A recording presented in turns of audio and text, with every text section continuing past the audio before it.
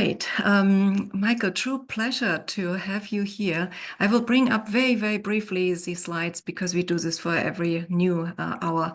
But in general, I will just do a very brief introduction of why I think you're super relevant for what we are trying to accomplish here. And it's the first time we actually meet, even online and never in person. So, for those of you which don't know Michael, he's an American developmental and synthetic biologist. He has dual degrees in computer science and biology and a PhD from Harvard University. And his team is trying to increase our collective understanding of how somatic cells form bioelectric networks for storing and recalling pattern memories that guide morphogenesis. That's a long sentence, but basically, how do we create the forms that we have? How do cells know when to stop developing an arm, for instance, a limb? How to use AI tools to control this kind of pattern regulation and also to understand it better and communicate it better. And then he is applying actively these insights to advance regenerative medicine. And for me as an engineer, it's absolutely interesting to see that you are not working with a passive material, but you're working with an incredibly active material when it comes to cells. And so we get closer and closer to really understanding better how to build things in a multiscale way out of active materials. Michael, did I get this right? Or Yes. you can correct Yep, as needed. that was great. Thank you.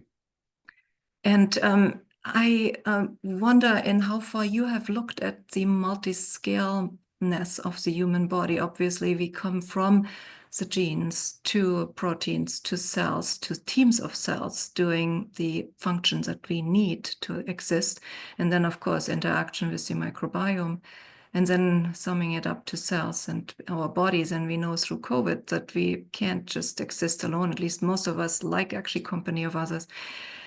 So I think it's, for me, interesting to understand how we can not just map this, but model it. And I think you're running experiments because you have a wet lab, which I don't have. So I'm a little envious there, where you can try things out. And so again, I would love to have this audience here see what you're doing, because some of my colleagues, which are otherwise knowing everyone, they were not so familiar with your work. And I thought, no, we have to try to get you for this event. And thanks so much for being available on a Saturday afternoon. Well, thank you so much. Yeah, I appreciate that a lot. Thank you for having me here to share some ideas with you. Let's see. Okay, can you see my slide? Excellent. Okay. So yeah, my group is a mix of all kinds of different multidisciplinary people, and on our best day, we span the gamut from really very conceptual, almost philosophical kinds of questions to quantitative theory and computer simulations to wet lab experiments that give rise to preclinical and hopefully someday actual biomedical applications. So you can see all of the primary stuff here, the papers, the data sets, the software, everything is here. And then this blog is kind of my own personal ideas on what I think all of these things mean. So let's start today's overview of the multiscale human with this. This is a very famous piece of art called Adam Names the Animals in the Garden of Eden. And there's something very interesting about this, and there's something that's fundamentally wrong and something else that's, I think, extremely important. One interesting thing about this story is that it was up to Adam to actually name the animals. God couldn't do it. The angels couldn't do it. It had to be Adam that names the animals. And what's interesting is that in these ancient traditions, naming something means that you've discovered its true nature. Okay, by giving something a name, or actually by finding out its true name, it means that you've really understood what this is. And I think the thing about this that we're going to have to change is the idea that there is a fixed set of natural kinds that we all know what these different animals are, and Adam is a natural kind, and he's in fact different from all of these. So all as I'll show you today, I think all of that has to go. But this idea that we are going to have to do the hard work of understanding the true nature of some very unconventional beings with whom we will have to share our world, that I think is profound and will affect all of us going forward. So today I would like to do three things. I would like to talk about what we are, And then what does this mean for biomedicine? So some of the facts around our multi-scale nature, what does that mean for regenerative kinds of applications going forward? And a little bit at the end about what I think this means beyond repair of the standard human anatomy. So one of the most important things that we are in continuity with a lot of fascinating biology of other creatures. So I want to show you what some of your kin are capable of, so that we get an idea of really how plastic and rich biology is beyond what we typically think of as models of health and disease. So this here is a tadpole of the frog Xenopus laevis. You've got the nostrils here. Here's the mouth. Here's the brain, the spinal cord, and the tail. And this is the gut. And you'll notice two interesting things. One is that there are no primary eyes here. We've prevented those from forming, but we did form an eye on the tail. Okay. And when you do that, when the eye forms, it does put out an optic nerve. The optic nerve sometimes synapses onto the spinal cord here. Sometimes it goes to the gut, sometimes nowhere at all, but it never goes to the brain. It never makes it all the way to the brain. And yet, when we built this machine to test these animals for behavioral learning in the visual assay, so just different light stimuli and so on, we find that they learn perfectly well. They can see. These animals can see out of these eyes. Isn't it remarkable that an animal with a radically different sensory motor architecture, with an eye on its tail that does not connect to the brain, in fact can use it with vision in its behavior? We didn't need extra rounds of evolution, no mutation, no selection, no adaptation needed. This works out of the box. Why does it work out of the box? And I'll show you some of these things. But you start to get the idea that there's some very interesting plasticity here that goes beyond simply making a reliable body every time during embryonic development. Here's another interesting thing. This animal is a planarian, a flatworm. They have a true brain, bilateral symmetry. They're similar to our ancestor, our direct bilaterian ancestor. And they have this, one of their fascinating properties is that you can cut them into pieces. And when you do cut them into pieces, every piece regrows the rest of the worm. Every piece knows exactly what a planarian is supposed to look like. So they're highly regenerative, but they're also smart.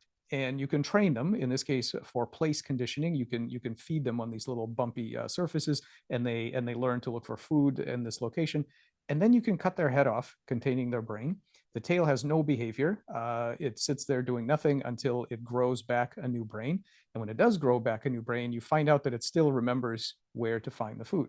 So not only is the information apparently stored outside the brain, but it's also imprinted onto the new brain so that the correct behavior can take place when the brain is developed. So as information moves throughout the body, we start to think, what will happen in human patients when we deal with degenerative brain disease by, for example, implanting naive stem cells into the brain of a patient with many decades of memories and personality traits and so on? At least in some model systems, we see that actually memories can colonize new hardware that appears. So we don't know if this will work in humans, but it's interesting to watch behavioral memories move around through tissues.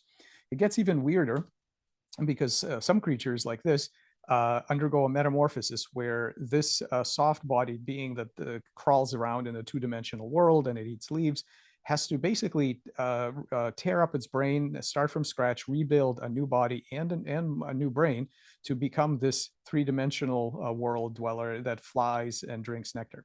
Now, what has been shown is that if you train this caterpillar to look for leaves in a particular color cue, you will find that the butterfly still remembers this information. Now, it is remarkable that the information persists through basically a completely refactored brain. So how does it stay intact is one question, but an even more profound question is the fact that it's not enough for it to persist, because first of all, butterflies don't care about leaves, and they don't crawl the way that these caterpillars do, they fly. So the exact memories of the caterpillar are actually of no use to the butterfly. What the butterfly can use are the kind of generalized lessons that the caterpillar learned, and then it has to remap that information onto a new body with with a completely different controller for its motion and so on. So it has to generalize, it has to remap, and all of this happens on the fly. In other words, during the lifetime of this agent, it becomes just a completely different being with remapped and generalized memories. Now, you might think that this is kind of an unusual case. I mean, we are not insects. We don't metamorphose in this drastic way. But the reality is that none of us, cognitive beings, have access to the past. At any given moment, what you have access to is the engrams, the memory traces that the past has left in your body or brain. So in effect, at any one moment, we are these continuous slices, and at any one moment in this slice, all you have to go on in order to decide what you are, who you are, and what to do next is a reconstruction of your past, the dynamic reconstruction of your past from the memory traces that have been left in your body by a learning process. So you can think about your memories as messages. Who are they from? They're from your past self. And like any other kind of message, they need to be interpreted. You don't just automatically know what they mean, you must interpret them. And not only is this true for this kind of cognitive process that we all undergo, but in fact, on the developmental and evolutionary timescale, you have the same thing. You have lessons learned by an evolutionary lineage. These are compressed and squeezed down into a very small representation, which is an egg. Most creatures don't create copies of themselves. They actually create an egg, which is a very narrow, compressed representation of all the wisdom of past generations. And then the embryo has to deflate this process to reconstruct and to decode what actually was there before. But what's really important, and what I will show you momentarily, is that this process is creative. It doesn't actually just literally build exactly what was there before. It uses the information, but it uses it creatively in new ways. And so you're starting to see this really unusual aspects of the biology that aren't really emphasized in typical biomedical settings. Now, it's important to also remember that whatever properties we have, and most, for example, philosophy of mind talk about the capabilities, the moral responsibilities, and so on of the human mind. But we are, of course, at the center of a continuum. We're a continuum evolutionarily, and we're a continuum developmentally. And in both cases, we develop smoothly from a single cell. Right? So whatever you think we are, we have to have a story of scaling, not of categorical differences, but actually how did that emerge and scale up from our very humble single cell origins. Not only that, as I'll mention towards the end of the talk, but we're actually at the center of two continua, because not only are we sort of spread out according to our history, but now with bioengineering and other tools, we can make changes, and we can make changes both biologically and technologically. And therefore, it becomes very difficult to say what an actual human is, because where these different properties start and stop on these continua are not at all trivial to say. So one of the things my group does is to work on a framework that I've developed that tries to allow us to think about all kinds of agents. Okay, so this means the familiar creatures like primates and birds and maybe an octopus and a whale and things like that, but also swarms and engineered new life forms and AIs, whether robotic or purely software, and maybe someday alien kinds of beings. And the idea for this framework is that it has to move experiment forward. It has to give us new capabilities in biomedicine and engineering, and hopefully better ethical frameworks for dealing with these kind of unusual creatures. And so all of that is described here. And of course, I'm not the first person to try for something like this. Here's Rosenbluth, Wiener, and Bigelow trying to understand how passive matter eventually becomes second-order metacognition, such as we have, and so on. And so this is all of our journey. We all start life as a single cell, a little blob of chemistry and physics, and then eventually we become something like this, or maybe even something like this. And I really hate this phrase. People will so often look at mechanisms and say, well, that's just physics. Well, all of us were just physics once. And the one thing we know from developmental biology is that there is no sharp line where a magic lightning flash says you used to be physics, but now you have a true mind, true cognition. There's nothing like that. So the appearance of what we take to be really central to being a human is scaled up from the properties of the biochemistry and the physics of an oocyte, and we need to understand how that process works. To really dig into this, take a look at the blastoderm of an early embryo. So there's maybe at an early stage of, there could be a flat disk of 50,000 cells, and we look at that and we say, there's an embryo. But what are we counting when we say there's one embryo? What is there one of? I mean, there are thousands and thousands of cells. What is there one of? Well, what there's one of is alignment. It's alignment between all the cells, both physically, I mean, they literally get aligned, but also teleologically, they get aligned towards the same journey that they're going to take in anatomical space. They are aligned with respect to their model of themselves and the outside world and the shape that they are building. They're all together collaborating on building one very specific thing. Now, one thing you can do is, and I used to do this with duck embryos as a grad student, you can take a little needle and make some scratches in this blastoderm. And when you do this, it's about 4 to 6 hours before they heal up. But before then, each of these islands does not feel the presence of the other, so it self-organizes into an embryo. And then when it heals up, what you end up with is twins and triplets and things like this. So there's something very interesting here. The tissue that we call one embryo, it could actually be anywhere from 0 to probably half a dozen individuals. How many selves, be that ducks or humans in a blastoderm, is not set by the genetics. It isn't obvious. It's determined by these kinds of individuation processes that take place within this blastoderm, and how many beings are in there is set dynamically. And this, by the way, this question of where do I end and somebody else begins, or the outside world, right? Everybody is somebody else's neighbor here in this kind of blastoderm, has a lot in common with questions of cognitive science in terms of split brain patients and dissociative identity disorders and so on, when there are multiple individuals sharing the same brain hardware. So what we are not only scaled up beings from single cells, who are also a kind of geometric individuation of a potential, of a medium with pretty large potential for how many beings can come out of it. So that's already kind of a little bit disruptive to our view of ourselves as these monolithic kinds of agents. But at least we're a true unified intelligence, right? I mean, we have a brain, we have a centralized brain. We're not like ants and termite colonies and bees and so on that other people call collective intelligence, right? We're a real unified intelligence. Well, that's more complicated too, because here, for example, is Rene Descartes. Rene Descartes loved the pineal gland because in the brain there's only one of them, and he felt that was the ideal place for the unified, centralized human experience to be located.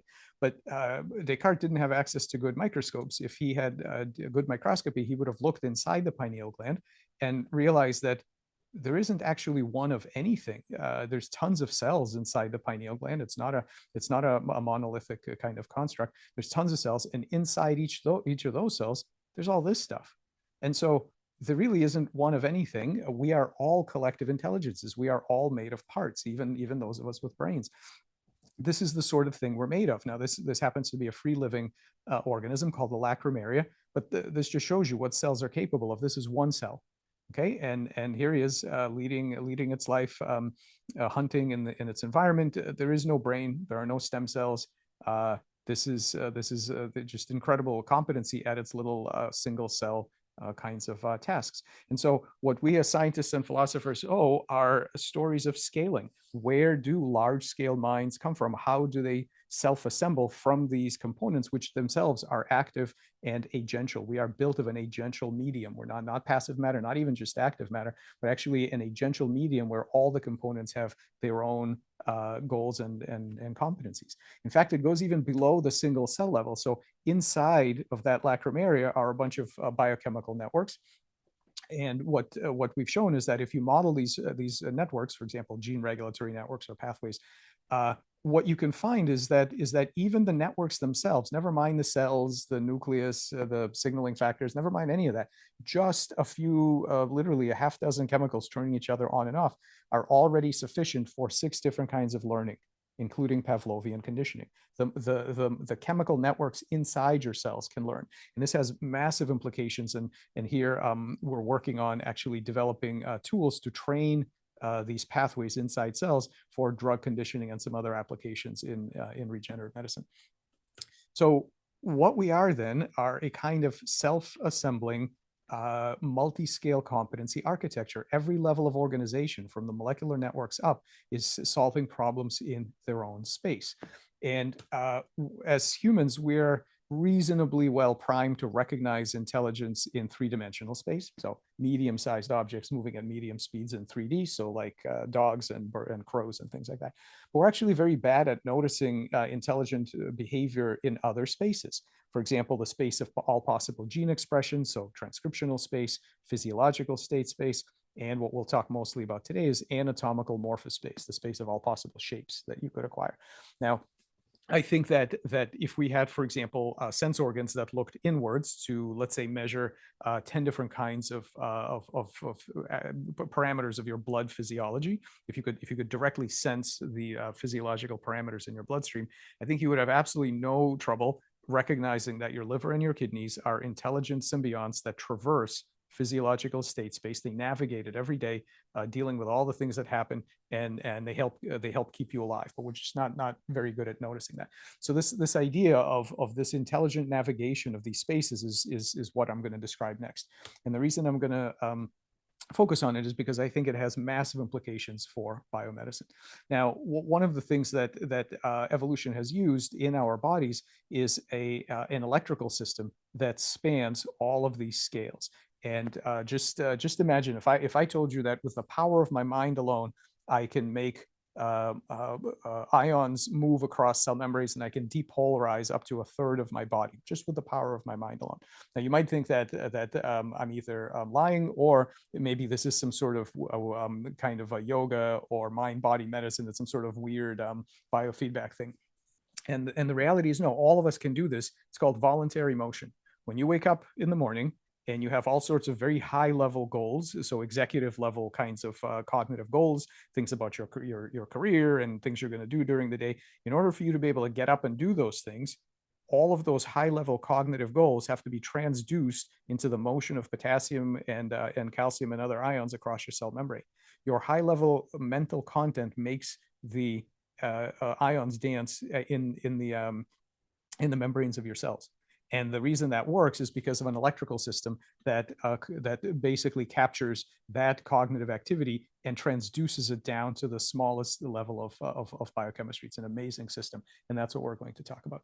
But let's first take a step back and just ask, where does our anatomy come from, right? So we all make this journey from a single cell egg to some kind of species specific correct anatomy. So there's our navigation of space. But how do the cells know where to go? Because we all start life as a collection of these blastomeres. Eventually, they make this incredibly complicated thing. In the case of a human, I mean, look at all the organs; they're in the right place, the right side, the right shape relative to each other. Amazing order. Where is this actually specified?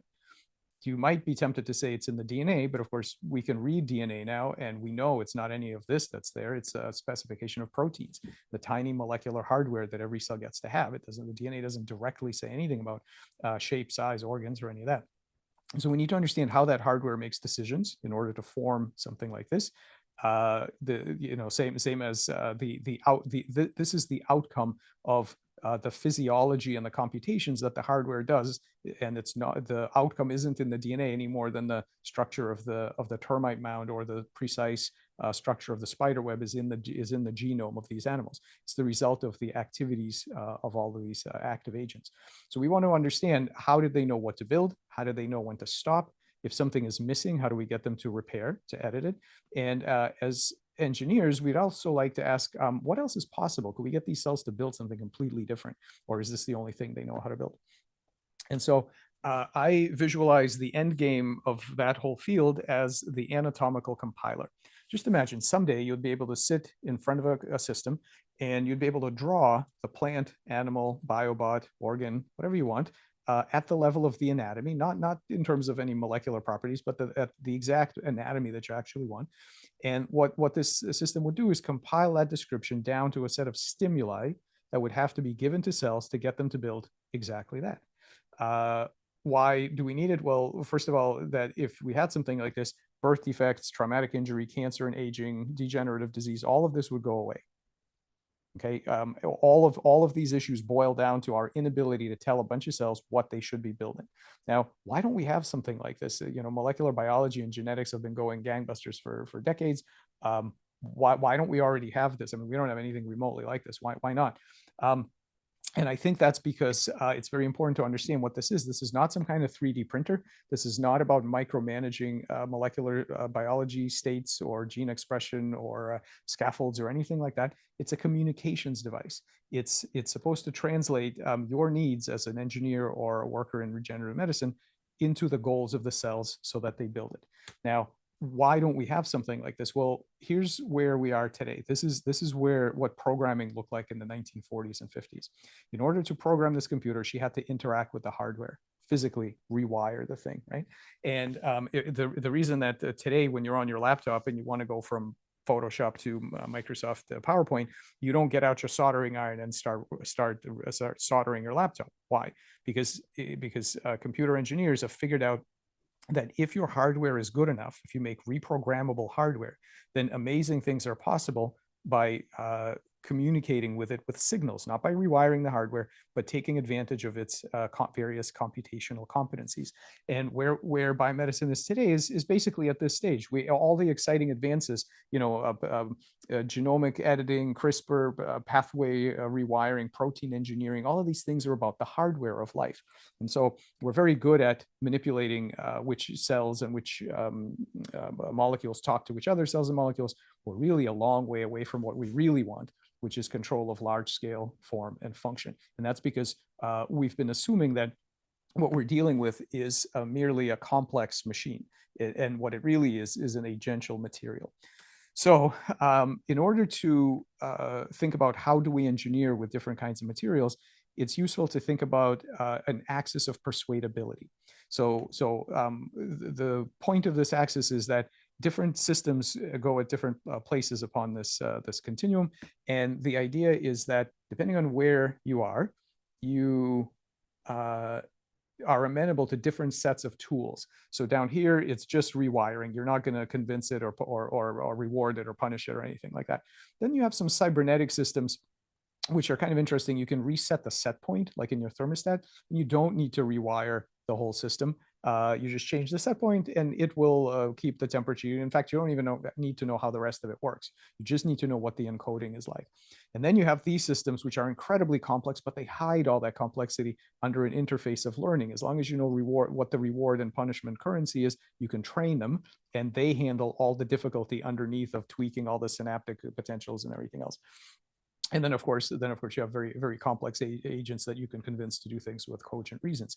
So there are sets of tools, all kinds of hardware things, and then control theory and cybernetics, and then behavior science, and then psychology and psychoanalysis, and so on. And so now we can ask a simple question: where do cellular collectives fit on here?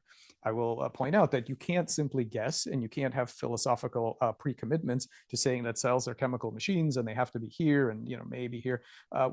You can't assume any of that. You have to do experiments. You have to test which of these many types of tools are actually amenable.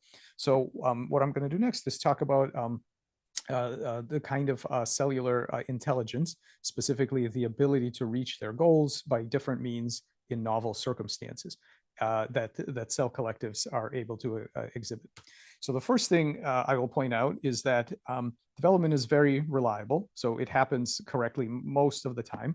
But the reliability and the emergent complexity, the fact that the final product is more complex than this, that is not why I'm calling it intelligence. It's not about emergent complexity. It's not about reliability. It's about navigation of anatomical space that is very, very plastic. So for example, if we cut early embryos into pieces, you don't get half bodies. You get monozygotic twins, triplets, and so on. And that's because the system can get to where it's going in anatomical space from different starting positions. That's kind of interesting, but it gets better. This is one of my favorite examples. This is a cross-section through the tubule of a kidney in a newt. And you can see there's about 8 to 10 cells that normally form this structure. But one thing you can do is you can create polyploid newts that have extra copies of their chromosomes. And when you do this, the cells get bigger. So when you do this, not only do you still get a normal newt, which is amazing. Apparently, it doesn't matter how many copies of your chromosomes you have, but also the number of cells scales to the cell size. When the cell size gets bigger, fewer cells are able to do exactly the same structure. So that's kind of amazing. But it gets really remarkable when you make these newts very highly polyploid. The cells get so big that one cell bends around itself to give you that same structure. So look at what's happening here. First of all, this is a kind of top-down causation. In the service of this final outcome, the cells are using different molecular mechanisms. They're using different tools to solve a problem they've not seen before, to reach the same outcome. In this case, cell-to-cell communication. In this case, cytoskeletal bending. So they use different molecular tools to get their job done. But more broadly, think about what this means for a newt. This is what I meant by the creative interpretation of your genome, that every creature that's born, it doesn't do exactly what its predecessors did, but it can use the tools that they've left for them. So coming into the world as a newt, what can you be sure of? Well, you can't be sure of how many copies of your DNA you're going to have. You can't be sure of the cell size that you're going to have. From some other work I haven't shown you, it also works if you take away a bunch of cells or add a bunch of cells. So you can't be sure of your cell number. It doesn't matter. Under all those circumstances, you have to be able to get the job done. That is the creative problem solving that these cells are doing. You have to navigate that anatomical space with the tools you have, even when circumstances change. Not just the external environment, but you can't even count on your own parts. And so this is also, that kind of problem solving is also what drives regeneration. So some creatures like this axolotl are able to regenerate their limbs, their tails, their eyes, their jaws, portions of the heart and brain, just incredibly regenerative. And what happens here is that if they lose part of the arm, and they're always biting off each other's legs, so they will inevitably lose part of the leg, what will happen is that it will regrow, and it will grow exactly the correct structure, and then it stops. And that's the most amazing thing about regeneration, is that it knows when to stop. So this is basically a homeostatic process. When you're deviated from your correct path in anatomical space, you work really hard to try to get back there. And when you get back there, you know you were back there, so you stop. So that process, any kind of a homeostatic process, needs to remember the set point. It needs to know where it's going in anatomical space. How does it know when it's created the correct shape? And moreover, all of the individual cells need to be working together to achieve this purpose. How do they do that? Well, there's an interesting concept that I call cognitive glue, which is basically the set of policies that bind subunits together into a larger scale collective. We know how this works in behavior. So here's this rat.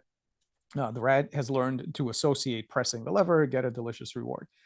But notice that the cells at the bottom of the feet touch the lever. The cells in the gut get the delicious reward. No individual cell had both experiences. Who owns the associative memory of these two things being associated? It's no individual cell. It's the rat. The collective, known as the rat, is able to keep this associative memory between its different parts. And how does it do that? Because it has an important kind of cognitive glue within its central nervous system. So it has neurons that are bound together. And that allows it to learn and to have goals and to execute behavior to achieve those goals. Now, the way this works is that it has these neurons which have ion channels here that enable them to achieve voltage potentials. Those voltage potentials may or may not propagate to their neighbors through these electrical synapses called gap junctions. And by propagating these electrical signals through that network, it's able to process information. It's able to integrate what's happening across space and time across a large body such as a rat. And it's the commitment of neuroscience that if we just track the physiological activity of these neurons, so here is a zebrafish brain tracked for its electrical activity, then we should be able to decode it. In other words, all of the cognitive content, the memories, the goals, the preferences, everything that is in the mind of this animal should be contained within these electrophysiological signals. And we should be able to do what's called neural decoding to get them out. Well, it turns out that idea, the use of electricity and electrical networks to integrate information across space and time, is incredibly ancient. Neurons did not invent this trick. It actually showed up around the time of bacterial biofilms. So all the cells in your body have ion channels. Most of them have electrical synapses and form networks. And we can actually do the same kind of strategy as the neuroscientists did.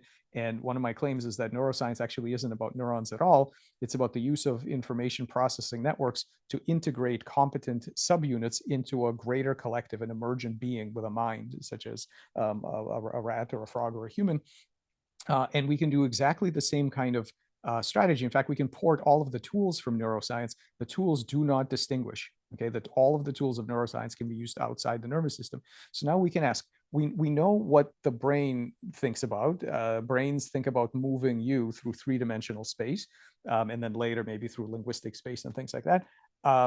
What do the rest of the body cells think about? Well, it turns out they think about shape.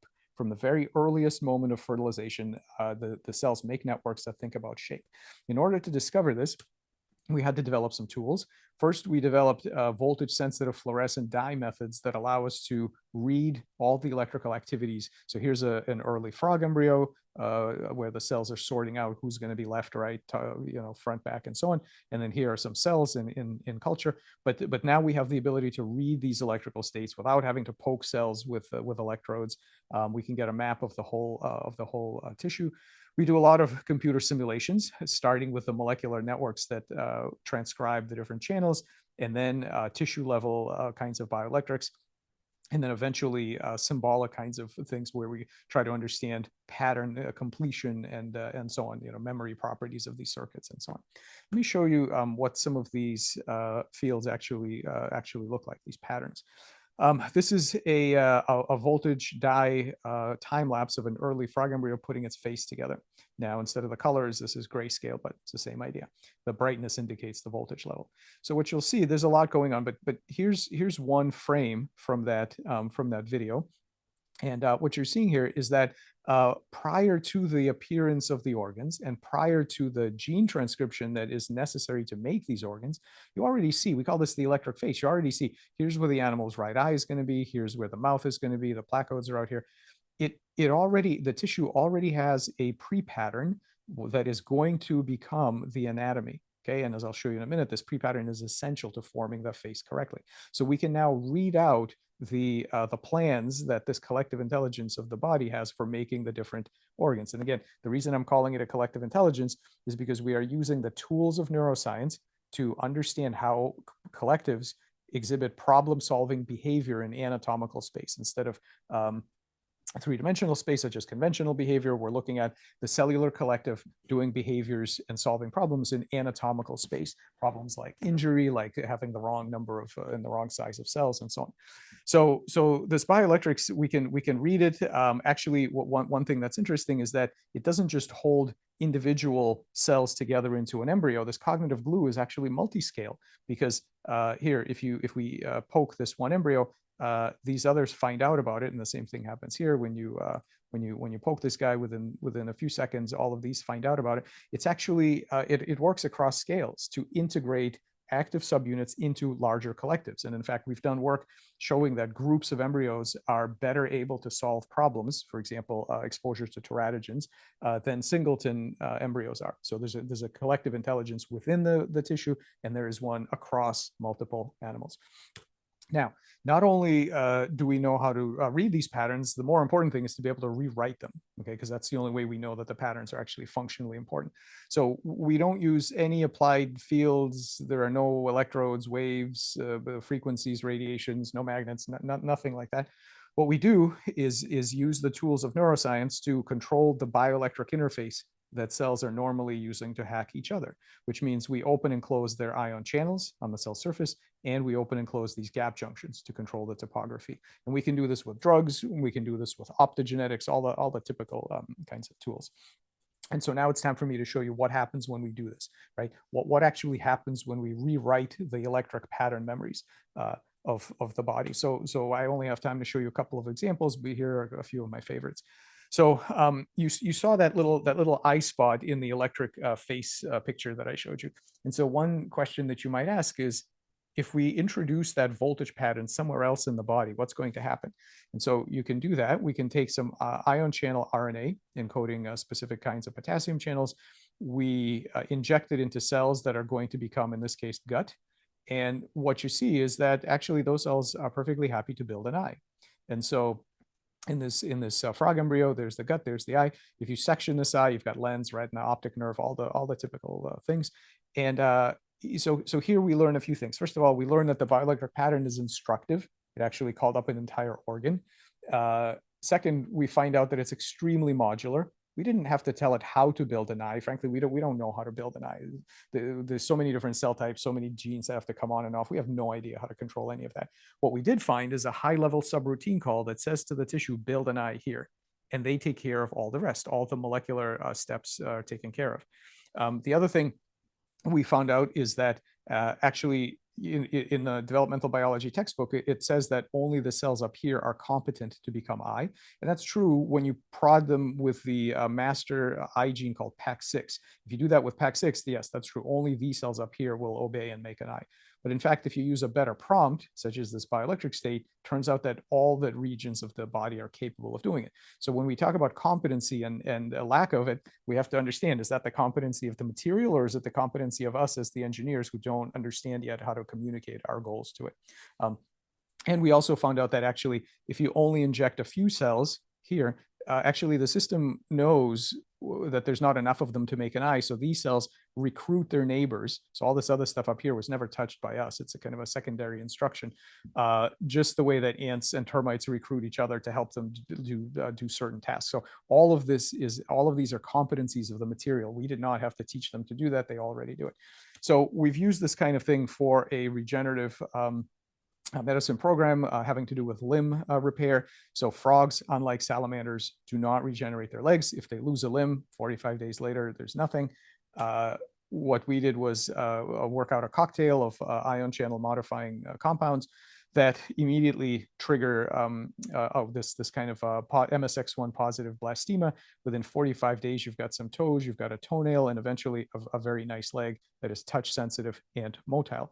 In our latest experiments, 24 hours of stimulation with this cocktail leads to 1.5 years of leg growth, 1.5 years. And during that time, we don't touch it at all. No scaffolds, no 3D printing, no talking to the stem cells. Just on that first 24 hours, you communicate that they have to go to the leg building path, not the scarring path, and then you take your hands off the wheel. At this point, I have to do a disclosure. So David Kaplan and I are scientific co-founders of a company called Morphoceuticals, which is now pushing this towards mammals and hopefully someday towards patients. We build these bioreactors, which are a delivery method. It's a wearable bioreactor that delivers the ion channel drug payload to the wound and then protects it while it tries to regenerate. So stay tuned for these kinds of things in the future. I want to skip now from the regenerative kind of thing to the topic of cancer, because cancer is actually very interesting in terms of this question of what are we and the whole multi-scale human idea. So we have this notion of a cognitive light cone. A cognitive light cone is the size of the largest goal that a system can work towards. Not the size of how far it perceives or how far it can act, but the largest goal that it can work towards. So individual cells have very tiny cognitive light cones, and they're very simple things like keeping the pH or the hunger level down at this particular scale. They have a little bit of memory, a little bit of predictive capacity actually, but everything is about these tiny little single cell goals. But during evolution and during development, when they scale up into these large scale networks, they can actually work on really grandiose goals like building these organs. Their memory goes up both in terms of spatially and temporally, and they can project their competencies, their problem solving competencies into new spaces, from physiological space to anatomical space. So here's what's happened. The little tiny goals here, much larger sort of grandiose goals here. I mean, no individual cell knows what a finger is or how many fingers you're supposed to have, but the collective absolutely knows. And they know because if you remove some, they'll fix it and then they'll stop at the right level. That process, the ability to connect into a network that remembers these enormous set points, has a failure mode, of course, like everything else. The failure mode is called cancer. So when cells disconnect from that electrical network, they become, so this is human glioblastoma. They basically roll back to the kind of unicellular lifestyle. The boundary between the self and the world shrinks. So from this enormous self here that they're building, this giant thing, the borders shrink, and now they're just amoebas again. And as far as they're concerned, the rest of the body is just external environment. And so these cancer cells are not actually more selfish; they just have smaller selves. The boundary between self and world is flexible, and it can grow and it can shrink, and it's determined by the size of the goals. Your cognitive light cone is determined by the size of the goals that you are concerned with and actively working towards. And so that kind of weird way of thinking about it actually suggests a therapeutic strategy that we explored, which is that if we inject a human oncogene into these tadpoles, they will eventually make a tumor. If you track the bioelectrics, you can see right away where it's going to be. These cells are electrically disconnecting from the rest of the body and acquiring a depolarized potential, and then you'll get metastasis and so on. So what we did was we said, instead of, we're not going to try to kill the cells, we're not going to try to fix the oncogene. All we're going to do is reconnect them to the electrical network of the rest of the body. And we'll do that by co-injecting an ion channel RNA that basically just keeps them hyperpolarized so that the gap junctions stay open so that they stay connected. And what you get is this is the same animal here.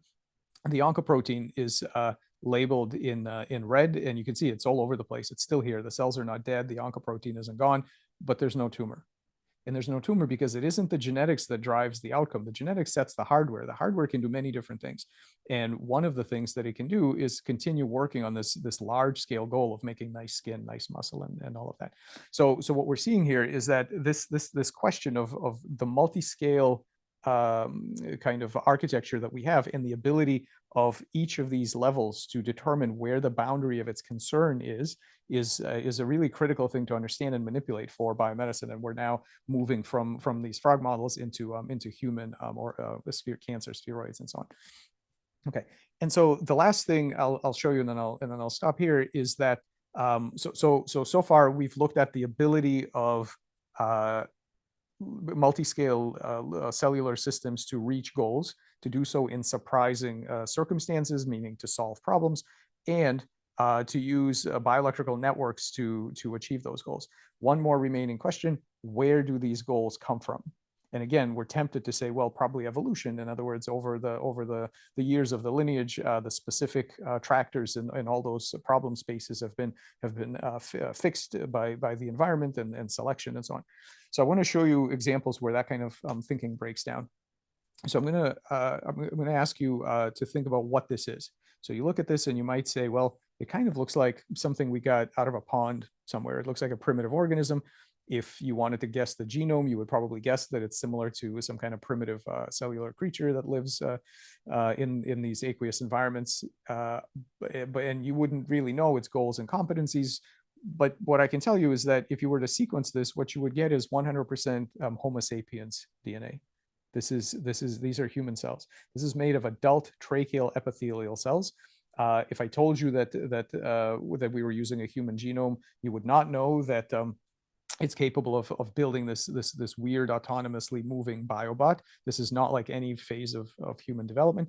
They have some interesting capabilities. One thing they can do is traverse these kind of scratch wounds. So this is human neurons, iPS-derived human neurons. We put a big scratch through it. So they go through this scratch, and then they land, and when they land, they form what we call a superbot cluster. So there's probably 8 to 10 or so of these biobots here.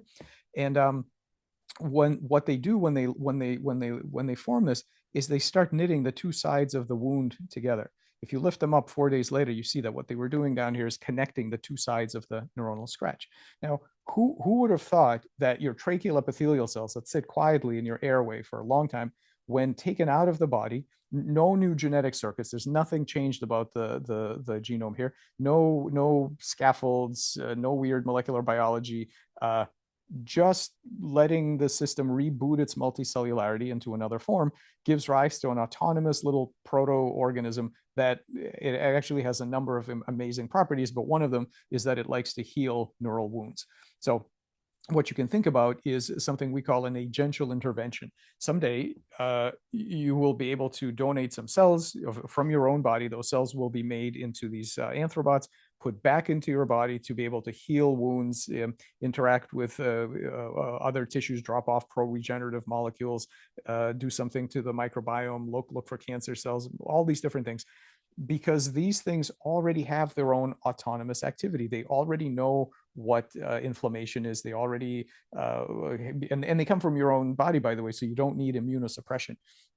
So putting everything together, I'm going to just claim that in the future, this side of the space of biomedicine is going to develop rapidly. Right now, everything is here, focused bottom up, focused on the hardware. Okay, all of these are all the things that that are in wide use today. But there are all these other options. We haven't even talked about our data on training cells and tissues. But here are some biobots made of patient cells, so agential implants, all the different electroceuticals, which are part of a broader class of morphoceuticals, which are basically top-down controllers that don't seek to micromanage symptoms. They don't seek to establish specific biochemical states. They are signaling to the highly competent cellular collective to undergo very complex behaviors that we do not know how to micromanage. So the future in biomedicine, I think, is going to be much more about communication and collaboration, not micromanagement. And I think it's going to look much more like a weird kind of somatic psychiatry, not like chemistry. Right, and we're actually using some AI tools to help us communicate with the rest of the body through the bioelectric interface, but there are many other interfaces as well, of course, biochemical, biomechanical, and so on. But the idea is not to micromanage molecular states; it's to communicate new goals, reset memories, and take advantage of the highly modular capabilities of the cellular collectives. So in the last couple of minutes, I just want to point out what all of this entails. Remember that in the whole first part of the talk, what I emphasized was the plasticity, the idea that cells and tissues cannot assume much of anything about what they should be doing. They have to solve problems on the fly. They're given certain tools in the form of genetically encoded hardware, but after that, they have to creatively form with some kind of functional being, maybe a standard embryo, if possible. If not, it could be an anthrobot or a xenobot or any of the other things that we've built in our lab. They have to figure out what they're going to do, and because of that, they are incredibly interoperable. So pretty much anywhere along this continuum, we can add technological components to the naturally evolved ones, right? So you can introduce exogenous DNA and nanomaterials and scaffolds and synthetic organs and all kinds of different things, all the way up through the ecosystem level. Because life is so interoperable, because it does not make assumptions, it will work with whatever it's got.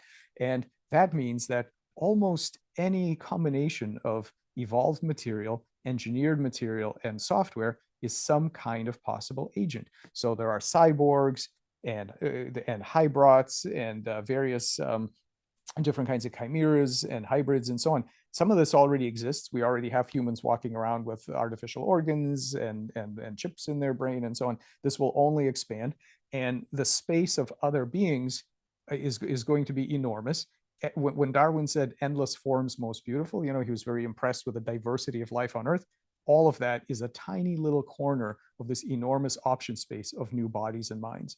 And the interesting thing about all these different creatures that we're going to be sharing our world with is that they are nowhere on the tree of life with us. We cannot judge them in the same way that we're used to thinking about biological lineages. And the old questions that have more or less served us well for years, which is, what are you made of, and how did you get here? Right? Were you made in a factory? Are you made of metal and so on, or are you biological? Those things used to be really important binary categories that would determine things like our ethical obligations to you and so on. Those categories are crumbling. I mean, they were never really good to begin with, but they were okay for some years. They're going to be useless in the coming decades. So what we really need to do, and this is a fun word that GPT came up with for me, called synthbiosis, which is the idea that we are going to have to live in some kind of ethical harmony with a wide range of unconventional beings, components of which are synthetic. And we really don't want to be in this position when people talk about it's a machine, or it's a living organism, or it's a human, or it's a robot. When somebody has let's say 50% of their brain has been replaced by various augmentative technologies, you don't want to be this kind of neo-phrenologist trying to figure out, well, is it 51%? Is it those binary categories are just completely useless at this point moving forward.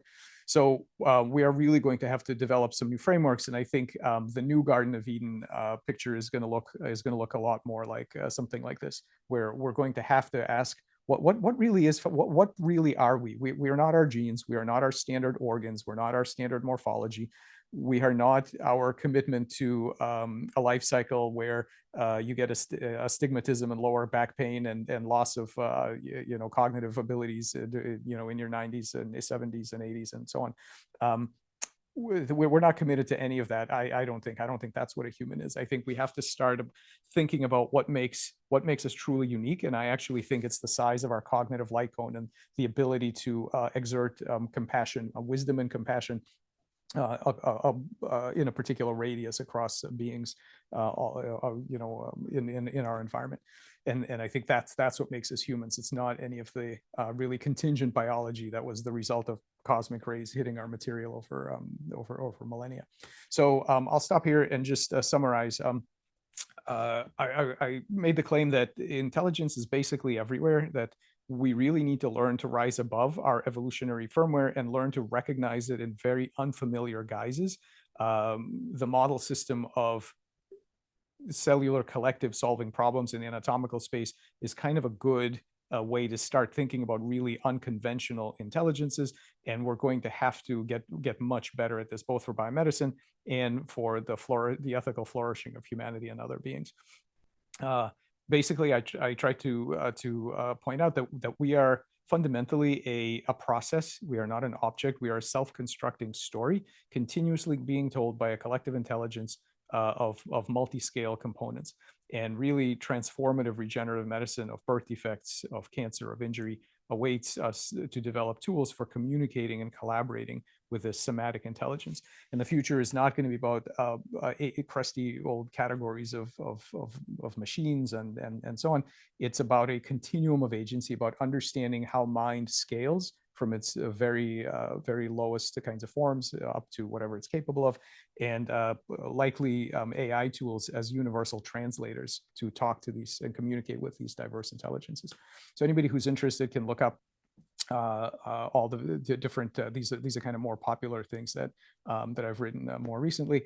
And I want to thank the people who did all this work. So here are the graduate students and the postdocs that did some of the work that I showed you today, and the undergrads, and our many collaborators, our funders, all the illustrations by Jeremy. Again, disclosures, these are 3 companies that supported some of our work, and most credit of all goes to the model systems, because they're the ones who teach us everything and they do all the heavy lifting. So I'll stop here and thank you. Michael, thanks so much. This was one of the presentations where I'm like, oh my God, I want to be a PhD student again. I want to try to get into your lab, whatever that would take, and just do this. Try to really understand how we can persuade living systems across levels. And as you go across levels, it gets only more interesting. So there are several PhD students here on the call, and they might also wonder how they can access the wet lab protocols you developed, the cell lines, the methods, the tools you developed or repurposed in a very smart way. So is there like a masterclass or a summer workshops that they could attend? We distribute everything. There isn't really a masterclass, but all of the reagents, the software, the papers, the protocols, everything is on my website. So if you need anything, you can contact me. There are videos, probably way more than you want, that you can listen to about how to use all this stuff, and then you can download everything. And I send out these gift baskets of cells and protocols and whatever to anybody who wants it. So it's all available. Drop me an email if you want to use it.